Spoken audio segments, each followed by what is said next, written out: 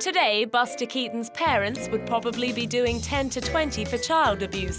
But in 1897, a 3-year-old being thrown about a stage and sometimes off into the orchestra pit or even into the audience was all just considered part of the act.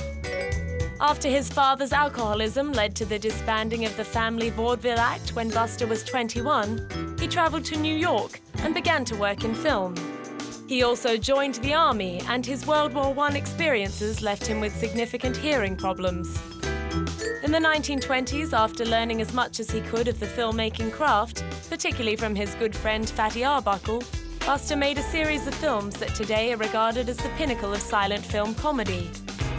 They include The Navigator, Our Hospitality, and Sherlock Jr. But unlike his two great contemporaries, Charles Chaplin and Harold Lloyd, he lost control of his own films thanks to the misfire of what is now considered his most stunning achievement, The General. When the interference of his distributor United Artists finally became too much for him, he signed a contract with MGM and lost his independence for good. In 1921, he also made a disastrous marriage to Natalie Talmadge, who belonged to the famous and influential Hollywood family. After their 2 sons were born, she became convinced, with some reason, that he was cheating on her.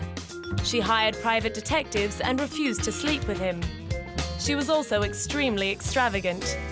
Their bitter divorce in 1932 left Buster broke and without access to his children. Unhappy in his personal life and unable to make films the way he wanted, he became a serious alcoholic and spent time in an institution.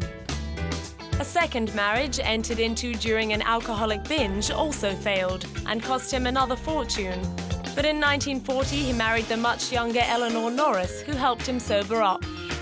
And in the late 50s and 60s, he found work again, appearing in films like Sunset Boulevard and A Funny Thing Happened on the Way to the Forum. He died of lung cancer in 1966, having never been told that he was terminally ill. Eleanor was with him to the very end.